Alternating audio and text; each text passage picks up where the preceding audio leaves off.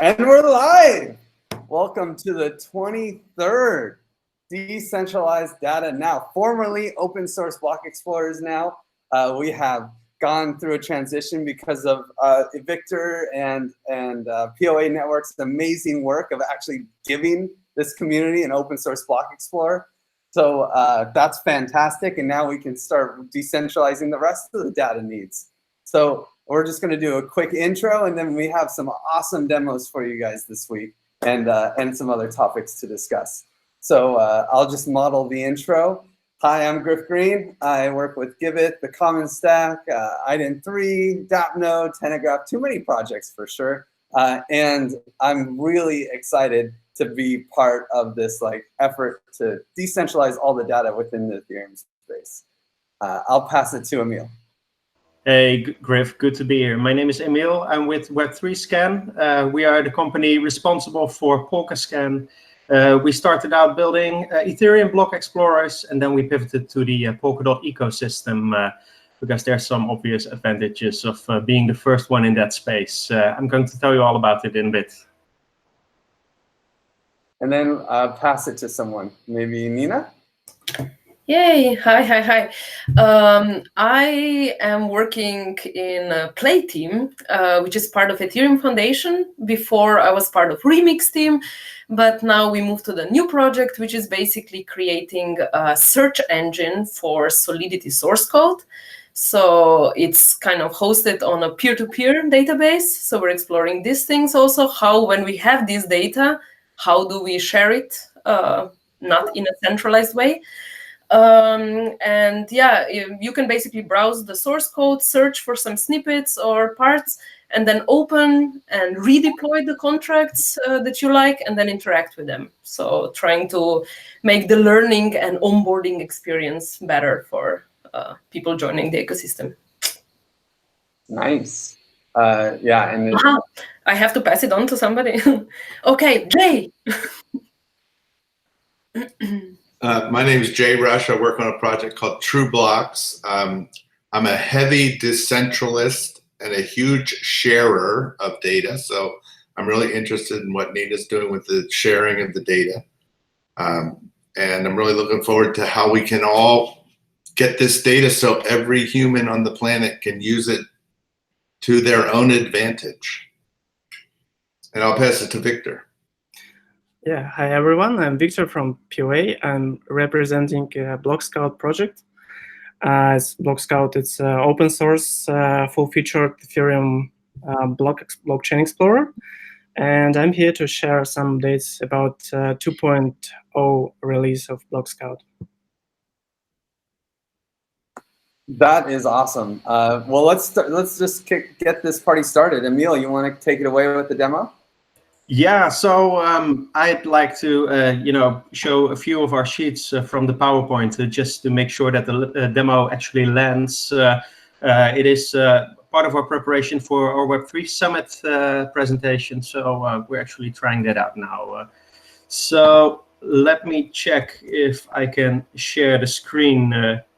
Yeah, we can't wait to see the sneak peek. Thanks for giving us the inside scoop, man. Yeah.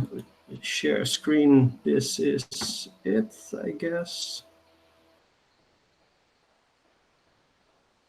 All right, let me check.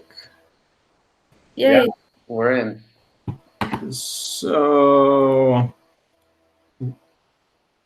even the title slide. Thanks. Yeah. So do you see? You see it? Yeah, we see it great. All right. Yeah. So. I don't have it. You don't see it? All right. So this. I love the. I don't know why I never noticed the Web3 scan. That 3 and S. All right. Do you see it now? Yeah, we see it great. All right. So this is a Polkascan update. Basically, I'm with Web3Scan.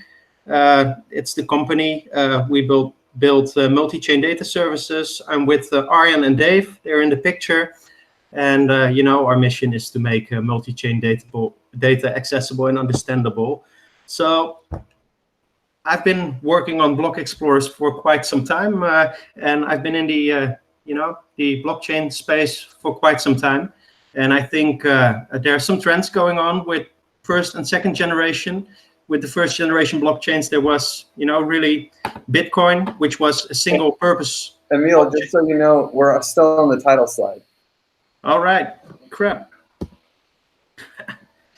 Oh man, Let's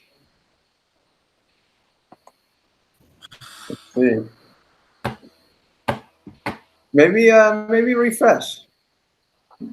I'm back now, right? Yeah, we see you. Good old technical difficulties. What's up, Nina? Does everybody see it? Because I cannot see the slides. No, I'm not seeing the slides either. Okay. Oh, really? Yes, sir. I saw them for a second, but then it was gonna. Yeah, I saw them for 1 second and then I didn't. Victor, do you want to do your demo first, and then we'll come back? All right. That? So, Oh wait. Actually, this looks promising. It looked like. Yeah, this looks great. I see the slides now. Try not full screening and clicking through if that's. Oh no, this works.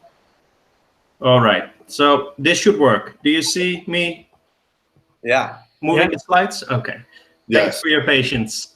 So I'm with Web3Scan. That's the company, and we are building Polkascan. Our mission is to make multi-chain data accessible and understandable. With these 3 generations of blockchain technology, I think that first generation, we all agree, was Bitcoin, which was a single-purpose blockchain with a single application, which was Bitcoin. And Ethereum was really the big leap through to interoperability, which was a general-purpose blockchains with all these many apps that interoperate within a single blockchain. And I've always seen it as a superset of a first-generation blockchain. And I think we're heading towards a third generation, which is, a multi-chain with many chains, with interoperability between chains, with either shards or parachains, and that is actually a superset of that second generation. So my view is that, the industry and the ecosystems had to adopt to that new generation technology, including exchanges, wallets, explorers, infrastructure tools, developers. And for that third generation, that multi-chain universe, we have to see what type of technology emerges there. But what we are trying to focus on is to build a multi-chain explorer. And we've been doing that for quite some time. So we believe we're heading towards this, future with many chains. But these many chains will be built with few frameworks. So obviously, we are very keen on, what Parity is doing with all their clients and Substrate. I think building blockchain technology requires quite some sophistication, and we are already seeing quite a bit of specialization, with all the complexity. And, there's some industry and ecosystem service providers emerging. And I think, building a blockchain or a blockchain application is difficult enough. And some of the non-core stuff of blockchain teams will be outsourced to these service providers, such as, running block explorers or running nodes or, wallet software, that sort of stuff. So what we want to be with Web3Scan is be a specialized service provider that makes that multi-chain data accessible and understandable. So Polkascan is actually our first product we are launching. We have an ecosystem approach. So it is a multi-chain explorer, but it is the multi-chain explorer for the Polkadot ecosystem. And I guess there are many multi-chain ecosystems on the horizon, and Ethereum 2.0 is one, of course, but Energy Web is also, I think that will be a multi-chain ecosystem. And I think all these different ecosystems, they will have their different flavor or focus or value or themes, with Web3, it's obviously a governance. That's a heavy theme. on-chain governance, voting, upgrades of blockchains. But Energy Web, I've been to Event Horizon, which was their big conference, and it's really about enterprise adoption and regulators and how to deal with that to transform the energy industry. So I think that that ecosystem approach makes sense, and we can align our products with those ecosystems. So we had a lot of discussions in previous episodes with Jay, most of all, I think, about categorizing all the projects we have on this channel, and I think these are the four that classify our type of block explorer. Open data and technology, obviously. This is how this this channel started, that it makes sense for data to be open and the technology to be open. So, even if you have a large database type of explorer that with open technology, open source technology, you can actually reproduce all that data. Exhaustive data is one of these things, that differentiates the type of block explorer you can run directly on a node, and obviously that doesn't have exhaustive data. I call it a transient data type of explorer. Our explorer is exhaustive, and that means that it harvests actually all the data from Genesis to chain tip. And I think Jay's explorer also harvests data from Genesis to chain tip, although it has somewhat narrower focus on the accounts mostly. And Blockscout, of course, is also one of these exhaustive data explorers that harvests all the data and makes it all available.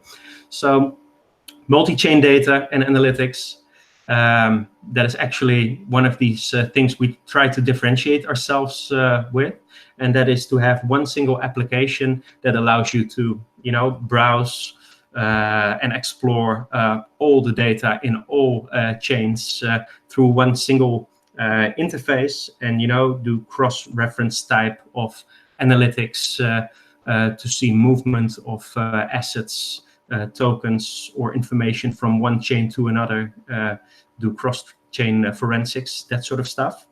And I think what makes the Polkadot ecosystem unique is that they try to build a heterogeneous multi-chain. And if you look at Ethereum 2, I think Ethereum 2 tries to have a beacon chain and many instances of EVMs, 1,000, something like that, whereas Polkadot actually tries to make a multi-chain of different types of blockchains. And these could be general purpose blockchains like smart contract platforms, but these could also be a single or multi-purpose type of chains, which don't have the overhead of a gas system and are fit and built to fulfill one single purpose. So what we learned over the years, we've been building block explorers for quite some time now, that we kind of solved the technology part. We built a generalized substrate explorer, which allows you to run a block explorer for any substrate-based blockchain. We built a generalized EVM explorer, which looks much like Blockscout or Etherscan or the Alethio explorer, actually. And we built a multi-chain explorer on top of that, giving you a single user interface or data layer for many instances of block explorers. We have a high performance architecture, and I guess we solved how to scale this so we can actually run a multi-chain block explorer that consists of hundreds or even thousands of blockchains. There will be features along the way, but we are actually at this turning point that our focus is shifting more towards service management. Now we got the technology stuff solved. It becomes more of a service management challenge to actually, do the availability, the upgrades, service delivery, and service levels for an Explorer stack that consists of hundreds or potentially thousands of blockchains. So this is an image that was produced by a Web3 Foundation, and I actually like it because it shows you what a multi-chain is. You need somewhat of an imagination, but it is a ring of, say 100 blockchains, and all the lines in between is all the interchain communication that's happening. So this is what we aim to build an Explorer for, such a multi-chain universe, and there will be many of those. Here you see an image of, our single chain harvesters. There will be many of those that feed into our multi-chain Explorer. And Polkascan.io, which is up and running, is an instance of our multi-chain Explorer for the Polkadot ecosystem. So, we got a Web3 Foundation grant that allowed us to build an open source generalized substrate block explorer. So we are almost done with that work. All our source code is, of course, on the on GitHub, on the Polkascan organization, and everyone can run, the block explorer for any substrate-based blockchain already. We expect to finish that work next month or so, or August latest. We are currently preparing for a seed round, a venture capital seed round. So if you're with a venture capital entity and if you're listening, reach out to us. Thank you very much. And with Energy Web, I think our focus will shift more towards enterprise services, and there will be all sorts of service level management activities for us, which will lead to for-profit activities with enterprise adoption of blockchains in the coming years. So who is this? This is Yayoi Kusama, and Kusama is the name of the new live, the new live testnet of Polkadot that will launch within a month, I guess. It will be a value-bearing testnet, and it will be identical to the Polkadot network, which will launch somewhere at the end of the year, with the same stakeholders. So anyone who has bought into the ICOs of Polkadot will have tokens on the Kusama network. There will be validation services. There will be auctions for parallel chains, parachains. So it is exciting to see that network launch within the next few weeks. And that's actually a moment that we can test how flexible our Block Explorer stack really is.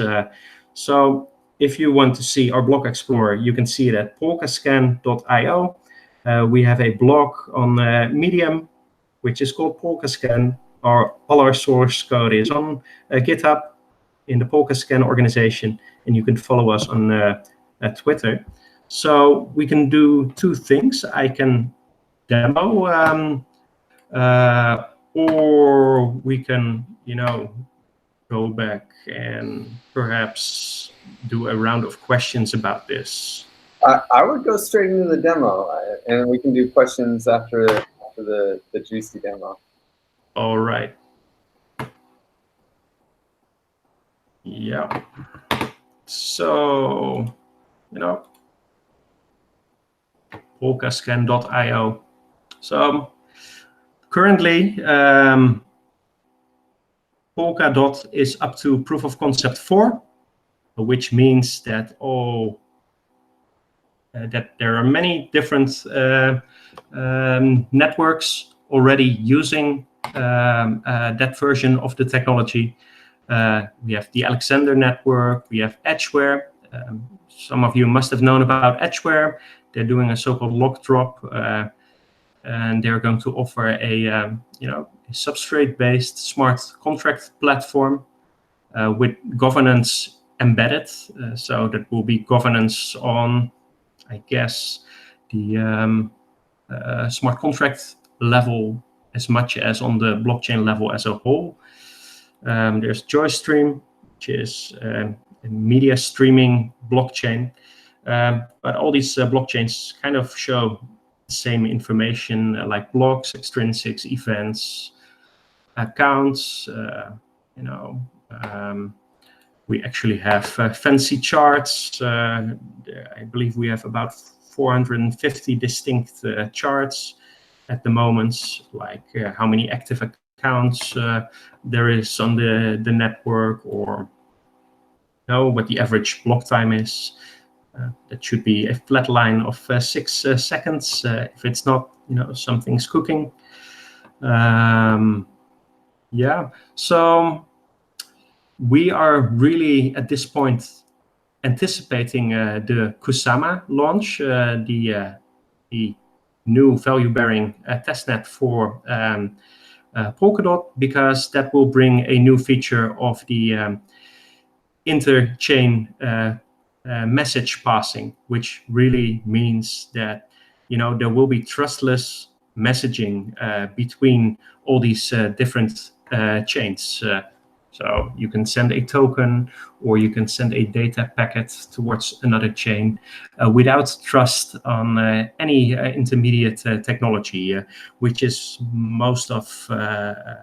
which is the case with most of the current generation technology with the bridge technology. So it removes all trust from the system, moving that interchain communication to a trustless system, and that will probably have us do some additional work to support that in the Block Explorer. So one final thing I'd like to show is that on the Polkadot network blog, you can see it here. The third article actually shows you the Polkascan development update number 3. It goes into our work about the open source work we've been doing for the Web3 Foundation grant, and it goes into our third milestone, and it actually has a very simple 5-step plan how you can git clone our repository, check out a specific version, and use Docker Compose to run the Block Explorer, and you can reproduce all the data we show on polkascan.io, and you will get to the user interface on your local host, so you can run it yourself. So anyone who's trying to do that, if you run into any trouble, reach out to us and we'll help you get that sorted. I guess this is what I want to share now. So good to be back. Yeah. Well, any questions for Emil? I have a question. You said that everybody can run an instance of this Block Explorer, and they all kind of sync together in this overall Explorer? No. So our Explorer, what it does, it runs a node. And if you have a node running, an archive node, it has a harvester running, and the harvester fetches all the data from the node and puts it in a storage layer, a relational database. And we have an API on top of that and a single page JavaScript application that, services the data from the API, which it fetches from the database it builds. So this kind of connects all these instances in, you can access via API, basically the other. Yes, so you can access the UI, you can access the API, and you can access the database itself, of course, because in the database you will have tables and all the fields, And what if, for example, 2 instances run, and they try to get data from the same chain. How do you? Yes. So if you follow the steps on our Medium post, it actually builds it uses Docker Compose to build a relational database on your own local machine. It runs the API application, the harvester application on your own local machine, and it runs the front-end UI on your local machine. And it actually also runs the blockchain node on your local machine. So obviously, if you would, to make an example, if you would want to do that for Ethereum mainnet, it will take you quite some time, to run an archive node for Ethereum mainnet on your local machine. If it would even be possible to run such a thing on your local machine. But the networks for Polkadot at this point in time are not that large. And obviously, if you want to, properly manage that type of database and that harvester over time, I would recommend you doing that on a proper hardware, which might be dedicated for that, such as an NAS machine. So I have a question about thousands of blockchains with, if they do grow to the size, this is the same exact question I always ask. If they do grow to the size of Ethereum mainnet, let's imagine Ethereum mainnet is 1/10 or 1/100th of what it will ultimately be. Do you have any projections like how big that gets for your own landing? So I know you were going to ask this question because this is the question every single day. You always ask, of course. So do you look 5 years out, and how does thousands of chains? So how big does that get? What that actually might imply is that you end up being a type of data center company, of course. The thing is, and that's what I try to emphasize with having the technology solved and going towards service management. Not all ecosystems will likely be as vigilant on the decentralization ethos that we all might share here. And that's why I gave the example of Energy Web. Who are the constituents of Energy Web? It's large enterprises like Shell, Vattenfall, and so on. And they will be using these blockchains, and they will use it for themselves. They will have business-to-business networks that will use it, and they want service level agreements. Yes, of course, and contracts and reliability, and outsource that stuff because it's complicated. So that is the type of market we are anticipating for, and obviously,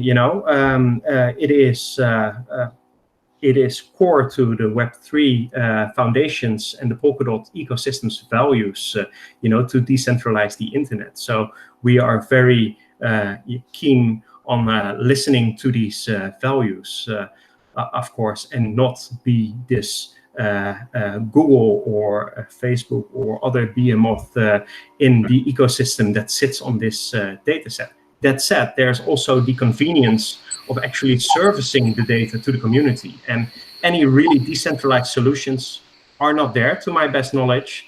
So what we try to do, is open source the data. So anyone that likes to reproduce our data is able to. But it is lots of hard work. It takes computation, storage, and so on.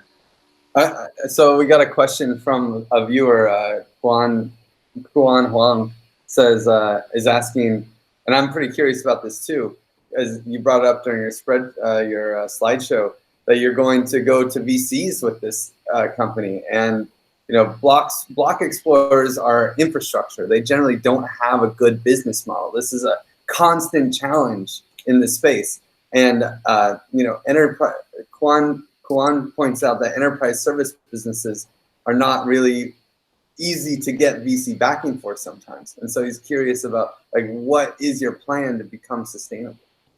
Yeah, so There is two type of markets, I guess. There is, publicly serviced block explorers, like, Etherscan, Blockscout service, the Alethio service, blockchain.info even, and these are used by the community on one end, and then there is enterprise level services, business integration, connecting legacy systems to blockchain infrastructure type of services. On the other hand, we think there will be profitable business in the latter category, and I think that is what we can offer VC investors on the medium term. That said, it does not answer the question, how do you, fund a public serviced blockchain? And that is really difficult. And we've seen, quite a few models for that. You can have a, how do you call it? A crazy billionaire, well, you know who I mean, and a fund, a block explorer as one of the spokes in that ecosystem, and that's great. But they are too, looking at enterprise adoption and enterprise services. Then there is, Etherscan, and they are monetizing it with advertisements. And this is actually how this channel started. How does that fit with the values of an open internet, with IP tracking? And, if I look up my balance, I guess my IP is being tracked. Well, I don't know. That's the whole point. So there is a fundamental misalignment about value. So when you are talking about an advertising income model, so you could do an ICO, but I think it would be senseless to do an ICO for this type of business, because I don't see, how you're ever going to make that work on the long run. So it's interesting to have this discussion, and we are kind of looking at a solution. So these third generation ecosystems like Polkadot and Edgeware, and even Energy Web has alluded to this on Event Horizon. They're working with inflation, and half of the inflation of the token will go towards validators or miners to sustain the network, and the other half of the inflation will go to a treasury. So another thing the third generation, multi-chain ecosystems have in common is, at least in the Polkadot corner of things, that they have on-chain governance with binding governance that actually allows the ecosystem stakeholders to vote about what to do with, the treasury funds. I think it is a reasonable proposal to make, if we can offer, a contract to such a treasury or DAO that, promises not to do, all these surveillance capitalism things, and, for a fixed period of time, offer a public service, and if the community is happy, they can extend. And if they're not happy, they should not extend. And if someone is better capable of providing such an ecosystem service, then the governance mechanism should vote for that. So that is our answer to this question. I think that it's not inconceivable that the community as a whole can engineer a solution that benefits the community as a whole. So I think one of the fundamental assumptions in much of what you're saying is that there's a service provider, and the service provider has to maintain their business model because they've taken on a huge burden of cost. And if there's a way to engineer a solution that distributes the cost of the availability of the data, which that's what I'm trying to understand and see, is there a way to do that? And I actually think that immutable data and content addressable file systems are very, very interesting when you think about distributing the cost of the burden of holding all of this data. So that's kind of where I'm looking at, because there is the service provider model, but there's also, I think, the community maintaining this themselves model as well. And I hope that can, maybe it only informs the way a service provider model might work. Like maybe the service provider is delivering the data out to the whole community so that the whole community holds the burden. Yeah, I have so much to say on this topic about economic models and value and all this. This is what we're diving into the comment stack, but we got to push forward. We have another demo that I'm excited to see. Always, thank you so much, Emil. That was really, really good. Thanks for giving me the time for this. Dude, absolutely, man. Can I ask one small question to Emil? Yeah, sure. It's your time, man. Yeah, thanks. Emil, you said about embedded the app for on-chain governance, right? So yes. Because I'm asking because we are working on something similar. So do you have a prototype of it on a GitHub or something else where we can see how do you do this prototype? Or yeah, well, it is not a prototype in our product. It's actually part of the core protocol of Polkadot.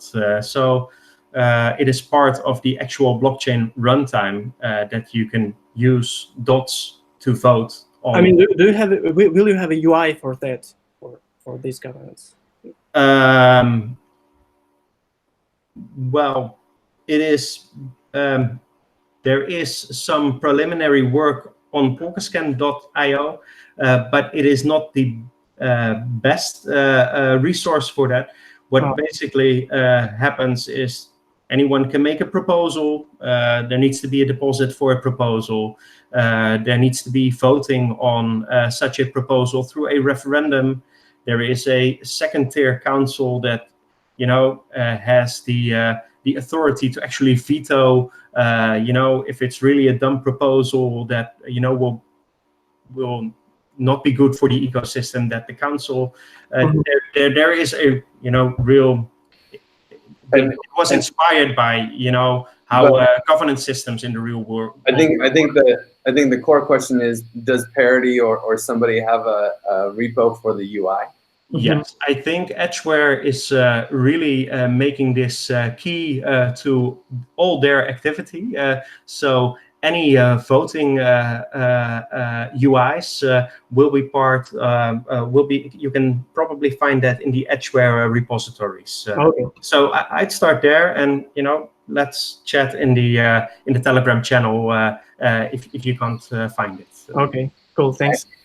Yeah, Victor, so take it away with the POA demo. And let me just say, your guys' UI is great. As an XDAI validator myself, I've voted on many of your proposals with your UI. And, Giveth has been very, very happy. You don't need to upgrade, man. It's fine.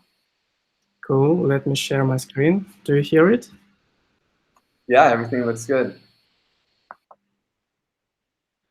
Cool. So 2 months ago, I've claimed that we need to deliver a new fresh design to Blockscout, and so we did it. So this is a fresh design.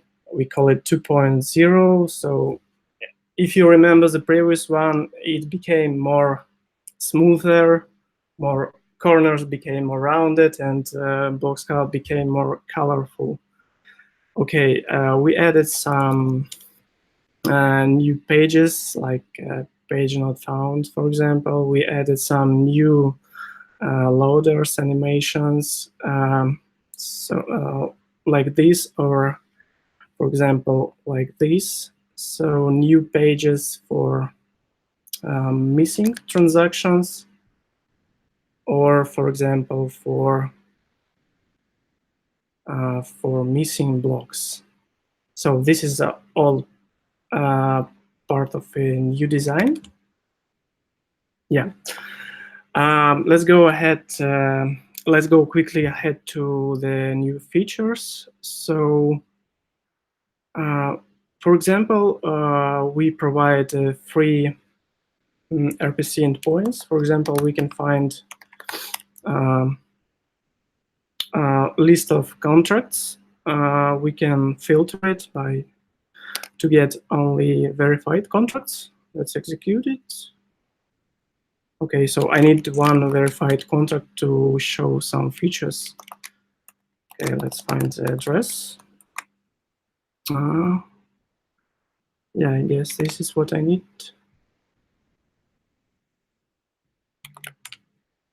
So what we have added, the first one is a log stub. So you are able to see logs for any address for every outgoing and incoming transactions.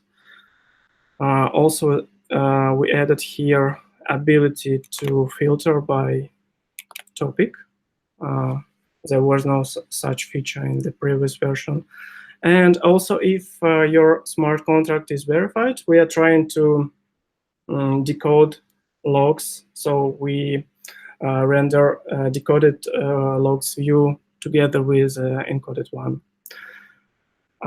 Also, regarding to the transactions, we have added an ability to download the whole list of transactions to CSV file with data of those transactions for further analysis.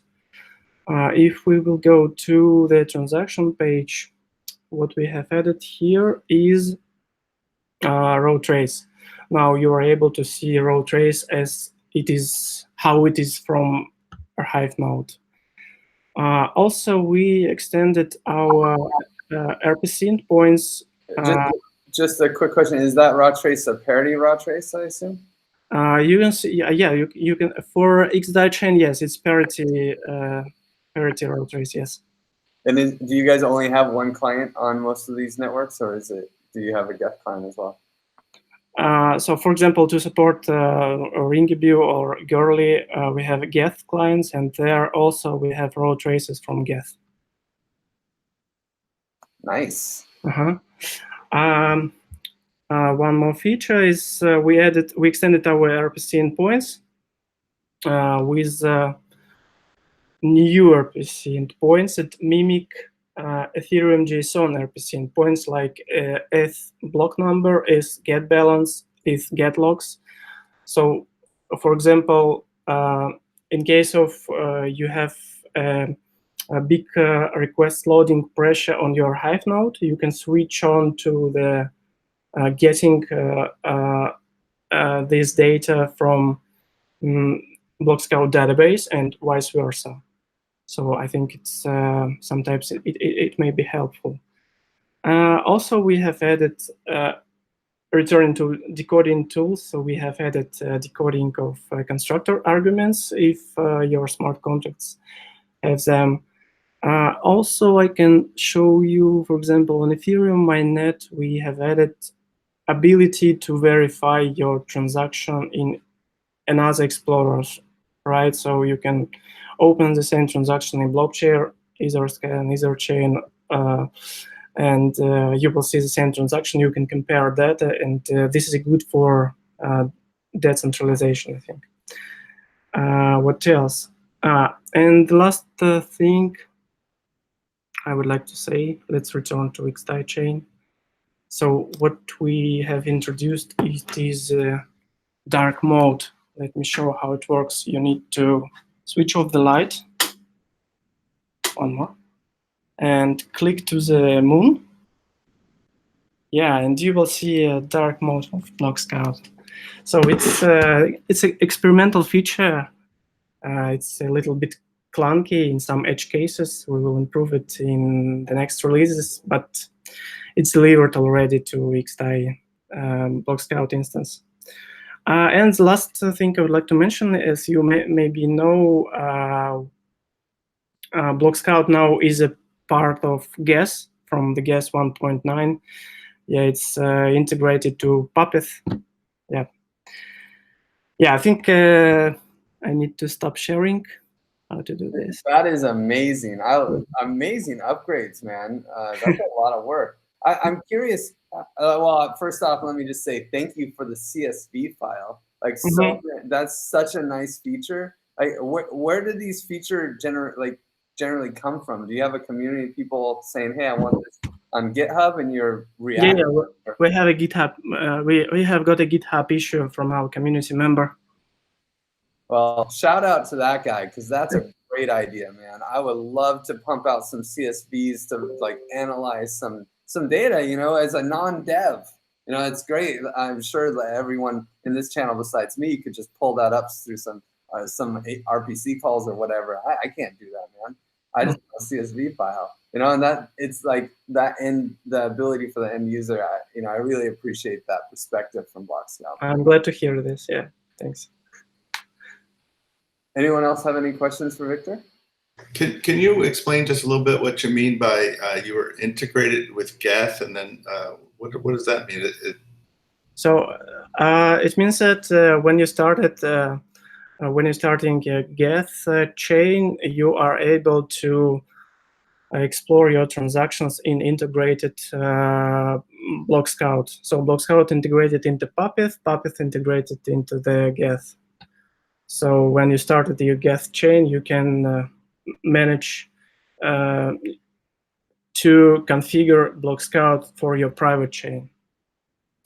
So before you wasn't able to explore the transactions.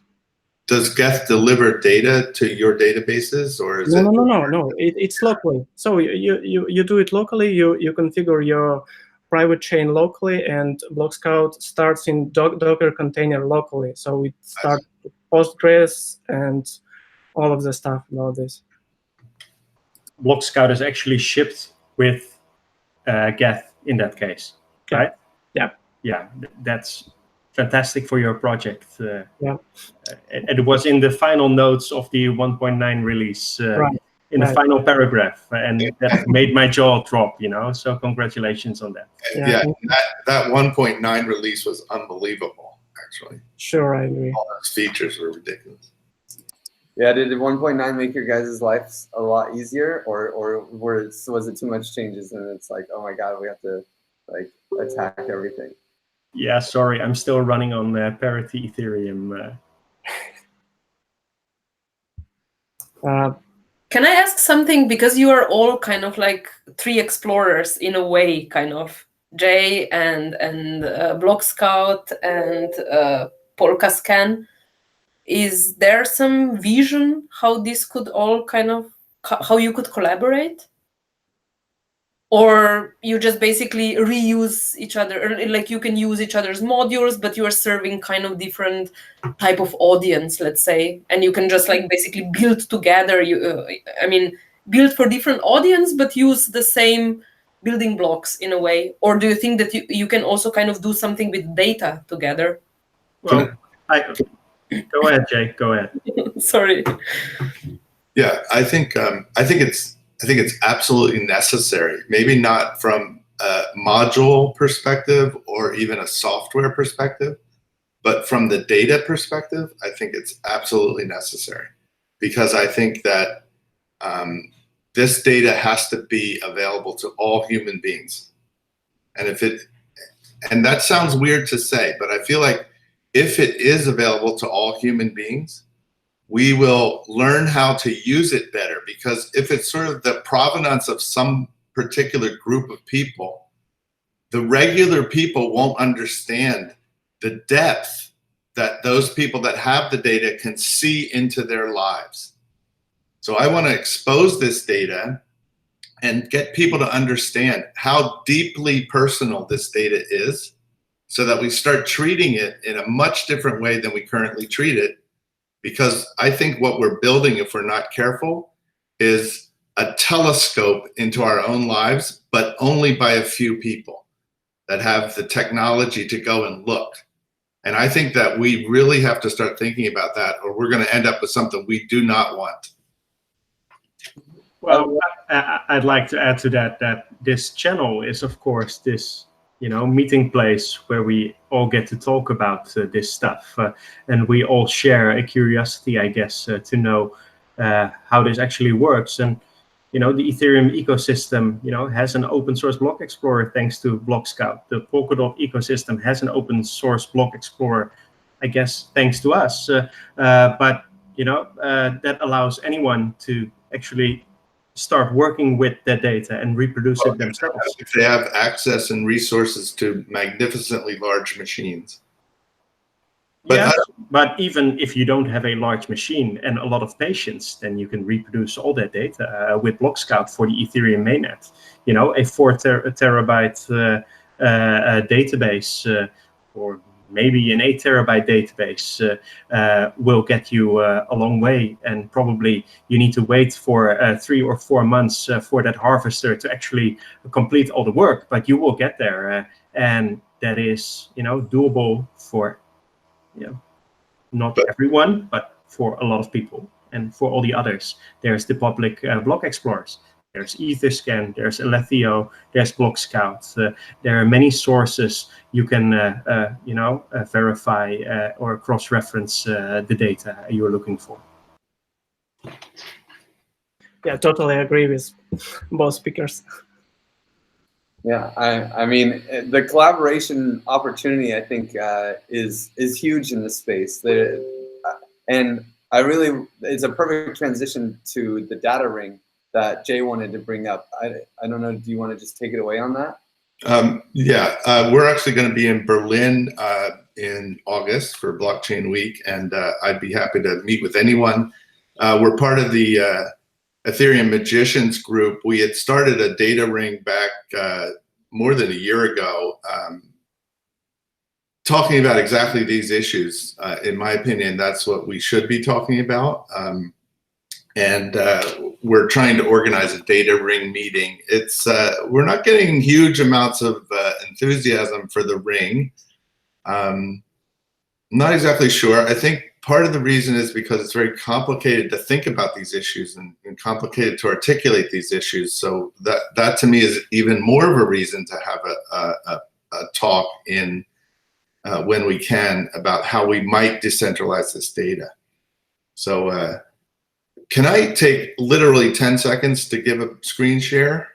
Because I do want to just make the point that it is possible to explore data without a giant machine. I'm running on a Macintosh, and so we built this thing. I don't know if you've seen it before. This is looking at the humanity token, and what we've done is we scraped only 7 addresses, but we've extracted every trace for every transaction in those 7 addresses, and we've extracted every event for every one of those 7 addresses. And then we can, making Griff happy, we can export all of this data for all 7 of these addresses into a series of spreadsheets. So now this is running on a laptop. So while it's true that we can't go across a huge range of the blockchain and give you transactions per day, I can dig as deeply as you want to into a single address. And it only takes, up until the last time I gave this demo, it used to take 20 days to create the index that we use. We rewrote it recently. It takes a day and a half to create the index. And after a day and a half, you can have deep access into any address that you want. Now, we're on a small machine, so we can't look at CryptoKitties very well because it has 5 million or 8 million transactions. But for regular human beings who want dead straight access to their own accounts, I can literally see everything in your account that has 500 transactions or something like that. And I can give you if you're CryptoKitties and you've sold and made 5 million transactions or whatever, then you can probably afford a better machine. Yeah, exactly. So, but my biggest point is that I think that because we kind of feel like, how do you stop screen sharing?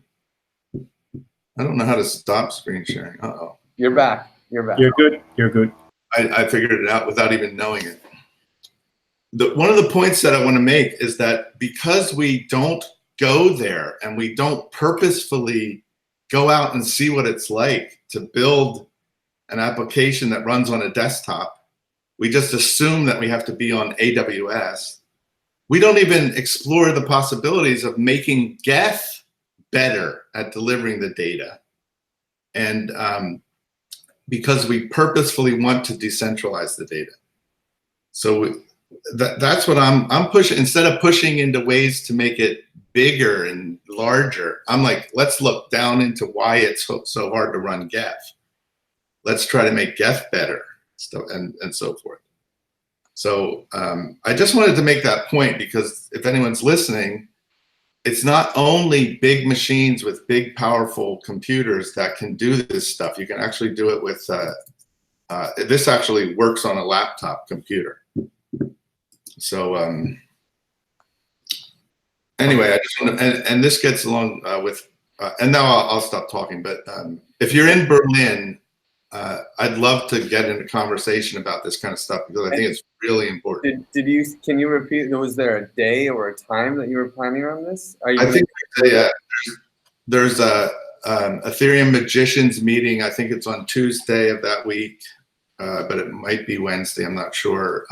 If you look on the Ethereum Magicians Dataring, you'll find some information. So on their forum, you can find it on the Ethereum Magicians forum. You can find Dataring. Maybe we can post it to this, to the comments in this video or something as well. Yeah. Okay. Well, thank you guys. We're hitting an hour mark. I don't want to go too far over it. So I just want to thank you guys for coming by.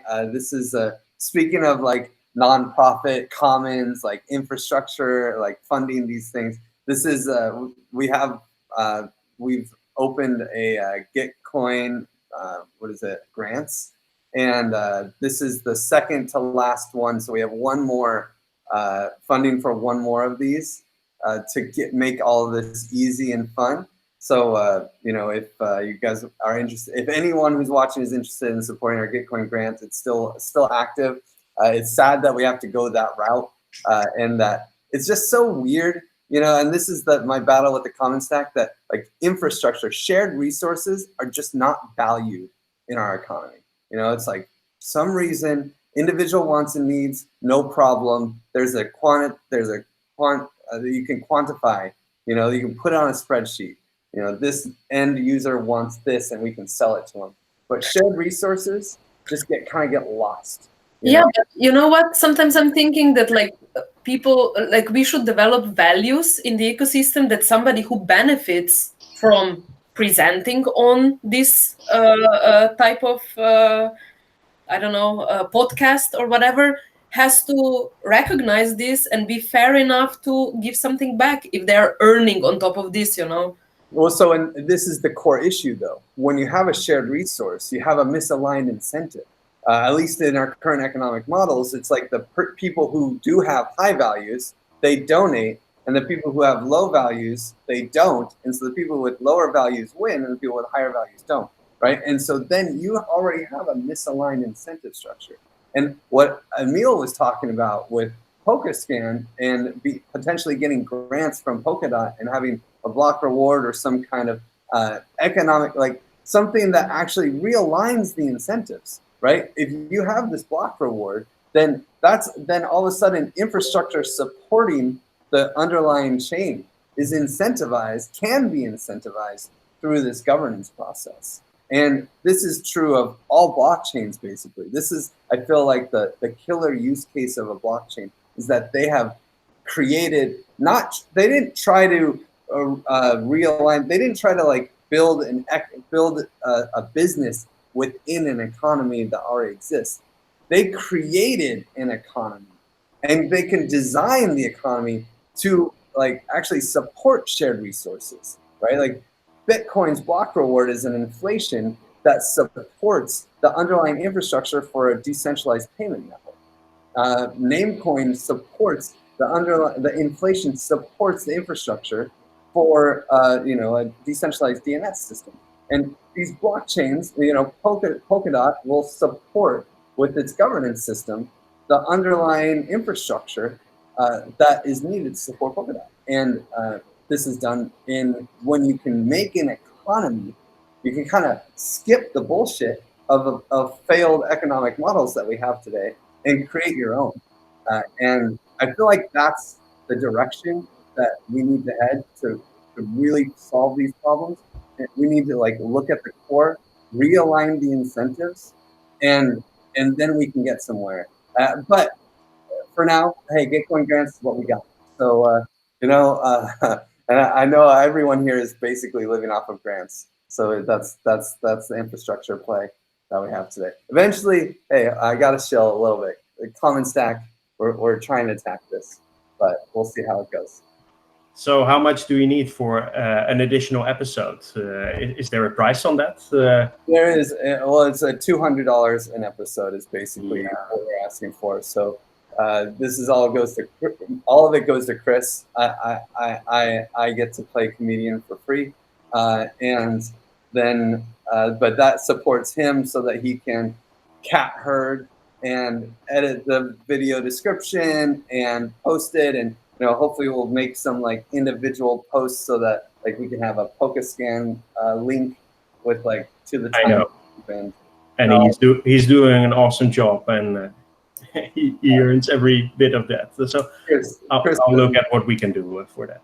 Yeah, he does amazing work, and you guys do too, though. Yeah, is this on Gitcoin? I got an Ethereum Foundation grant, so I'll share a little bit of my Ethereum Foundation grant with you guys. You are so sweet. Yeah, it's in. We're gonna put a link below in the description, so that it's really easy. And I'll just encourage the 9 people that are listening, including my mother. Could you please? No, I'm kidding. Yeah. That's awesome. If everybody chips in a little bit, everybody a little bit, and then this is how it works. Yeah, and it will, and but it's still so sad that the people who donate are the ones that lose, right? And when it's a for-profit company, the people who donate, they're called investors, and they make bukus bucks. It's crazy. It's crazy. Yeah, I mean, you can get investors in, and then of course you grow, and then you can give them like shares back. I mean, like pay them back for investing in, but then you're not free to do things the way you want, and you have to just orient more on creating more profit, which, yeah. And how do you make profits? Mostly by like empowering those who have money. So then we're there where we don't want to be, really. So, yeah. Anyway, these are like world problems. This is not data problems. Maybe a little. But anyway, guys, thank you so much. It was really fun. I love hanging out with you guys. And we'll do it again in a couple weeks. So see you in Berlin, everyone. Or, yeah? Yeah, Griff, will you be running a node on the Web3 Summit this year? Sadly, I'll be running a node at Burning Man instead. Well, that sounds equally good. Oh my God! I got to rant on the Burning Man plan this year because it's wild. We have I actually am running 2 camps. We have Decentral. Decentral does 80 hours of talks on decentralization. We're trying to build a cross-pollination between burner culture and crypto culture. So we take crypto people that have never been to Burning Man before, and we get them there, and we make it really easy for them to land and have the real full Burning Man experience, the full 10 principles, radical participation. We put them to work. It's not a plug and play camp, although we do have a steam bath and fresh fruits and vegetables, and like we have it really good, but they have to work, and there's no one getting paid for anything. But this year we started a second camp called Doge Central, and Doge Central has an art car. We bought this old art car called the Disco Fish, which got decommissioned. It's one of those grouper fish, the ones with the little ball, and they're like really ugly with the teeth. And we're transforming it into a Doge, a giant Doge that like 80 people can ride on through the playa. The cutest little dog ever. And so I'll be running the speaker series. Actually, I don't really run anything. I just make sure that everybody else can like survive in the desert and the underlying infrastructure for that. And but we will be having lots of nodes, and we're going to basically do a nonstop fishbowl.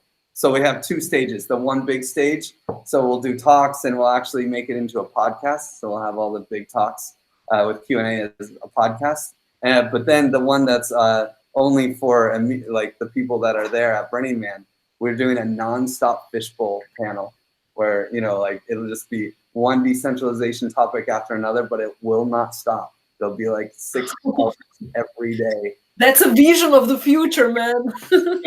Yeah, just wait.